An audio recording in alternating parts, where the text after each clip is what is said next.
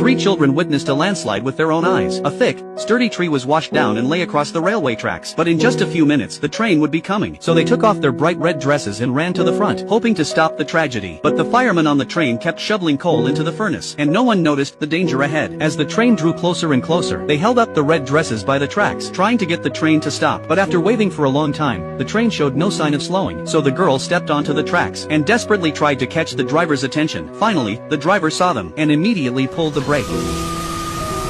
But the girl, overwhelmed with tension, fainted right there on the tracks. Thankfully, the train stopped in time, preventing a disaster. To honor the three children's bravery, the railway company held a ceremony for them, and that ceremony brought them face to face with someone who would change their lives forever. A few months earlier, their family of 5 had been living happily in London, with servants taking care of everything. On their little brother's birthday, their father had even prepared a fancy toy train as a gift. But that night, the family's fate took a drastic turn. Their father was taken away by 2 men on charges of treason. The children wanted to know what had happened to him, but their mother kept the truth from them, saying their father was just busy with work. Not long after, the servants left without a word. With a solemn expression, their mother told the children they would have to sell all the furniture and move away to the old house in the countryside to play a game of pretending to be poor. Their mother put on a brave face, but the eldest daughter, Roberta, saw right through it. The family boarded a train to the countryside. From now on, everything would be up to them. They arrived at the countryside late that night. A kind station attendant, Perks, helped carry their luggage to the house. The place was very run down. They could even hear mice scurrying around, but as long as it kept out the wind and rain, it was a warm home. With no servants to take care of things, they had to fend for themselves. Their mother planned to write to supplement the household income, so the 3 children went outside to play, trying not to disturb her. They crossed the tracks and made their way to the station, found Perks, who had kindly helped them the night before, and expressed their gratitude to him. The children worried that their father might forget them. Watching a train approach in the distance, they came up with a good idea. The 3 children waved at the oncoming train, hoping to send their longing for their father through it. To their surprise, a kind old man on the train actually waved back at them. The stranger's response made the children incredibly happy. From that day on, the children came to the tracks every day and waved at every passing train, and the old man was always there, waiting at the back of the car, responding sincerely every time. A special bond grew between them, and their mother also brought good news. One of her articles had finally been accepted. That meant they could have a proper meal that day. But not long after, their mother collapsed without warning. The doctor diagnosed her with influenza and said she needed plenty of rest. He gave them a list of foods to help her recover, but with their current financial situation, they couldn't afford it. Their mother would rather buy 2 pounds of cheap mutton neck for the children's dinner and just have some broth herself. The children decided to save the money and buy the items on the list for their mother. They could get by on bread and water, but even so, the money was far from enough. The next day, Roberta had an idea. She pulled out a bedsheet and prepared to ask the old man on the train for help. This time, the old man was once again waiting at the back of the car, but he only saw 2 children holding up a cloth. After reading the message on it, the old man knew the children might be in trouble. Roberta waited at the station and met the old man. I'm so sorry to disturb you in your train. We feel we know you a little from waving so often. Please, take this. Thank you, my dear. The old man opened the envelope. Roberta's handwriting was clean and neat. She explained their predicament and included the food list, promising that when Peter grew up, they would pay him back. Before long, Perks came rushing over with a heavy, large box. Old gentleman asked me to fetch this up right away. Perks went on about his trip over, but the children's attention was fixed on the box. They barely noticed his rambling. Seeing that no one was listening, Perks wisely fell silent. Peter mistakenly thought he was angling for a tip, but kind-hearted Perks had simply come to help after learning that their mother was sick. He'd never expected a tip. I beg your pardon. Right, well, no offense. The next day, the old man was at the back of the train as usual. The children told him their mother was much better. The old man was glad that his small gesture had helped a family through a tough time. But when their mother learned the truth, she scolded the children for doing that. She wrote a letter thanking the old man and expressing her disagreement with what had been done. As someone who could support herself with her own 2 hands, she simply couldn't accept handouts from others. One day, a foreigner came to the station. He looked panicked and spoke a language no one could understand. The children listened carefully and thought it sounded like Russian. Remembering that their mother also spoke Russian, they brought him home so their mother could translate. It turned out that this man, like their mother, was a writer, but under the cruel oppression of the Tsar, he had been forced to flee his homeland and come here, hoping to find his exiled family in England.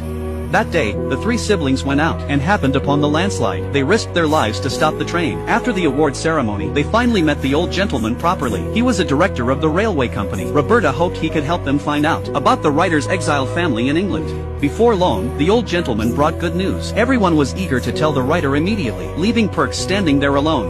Come on, Perky, you must come too. Don't call me Perky. Sorry. Oh, it's all right.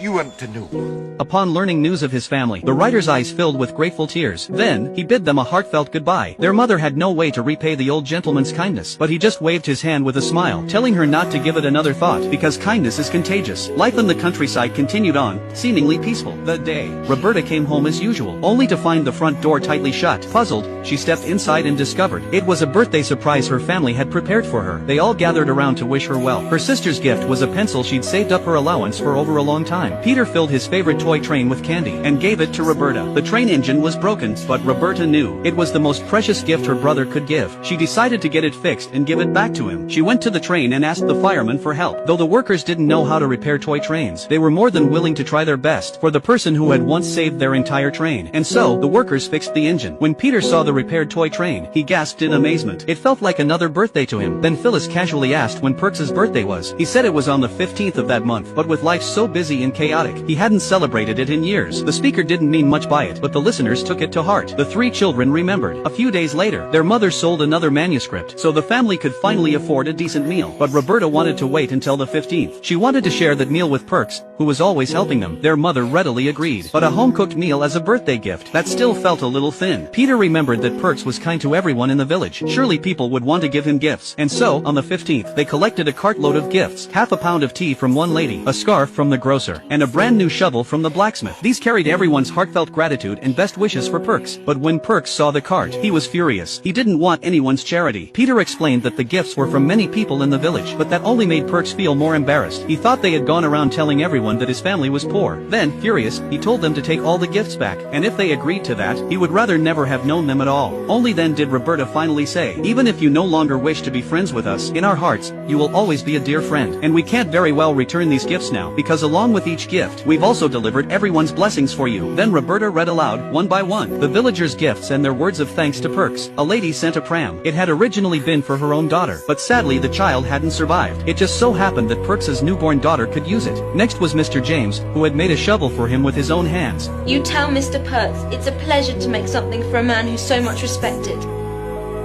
I thought you'd love to know how fond people are of you. Perks's eyes gradually reddened, and tears welled up. He never expected that he had unknowingly earned so many people's genuine affection and care. Then the three siblings quietly turned to leave. Though they felt disappointed, they decided to respect Perks's wishes. But just as they were about to take a step, Perks suddenly called out anxiously, stopping them. He stood up and asked them to stay, took back his earlier foolish words, and told his wife to put the kettle on and welcome them warmly. You are the most aggravating man. A man must respect himself, otherwise no one else will do it for him.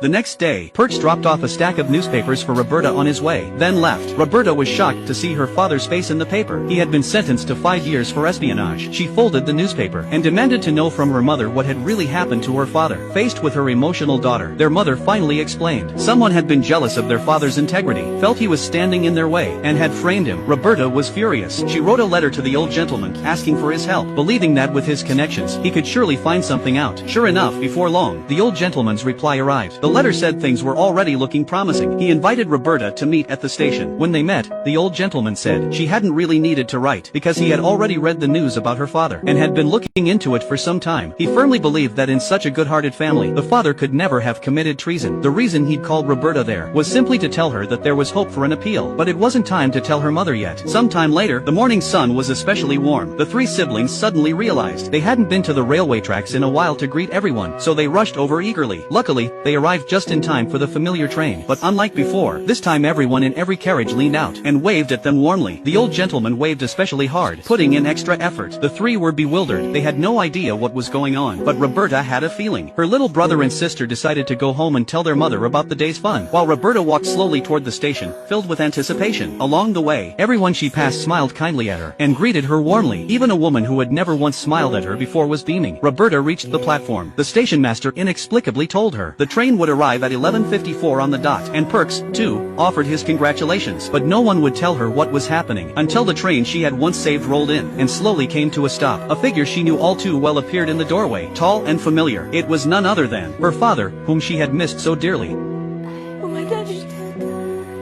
My daddy!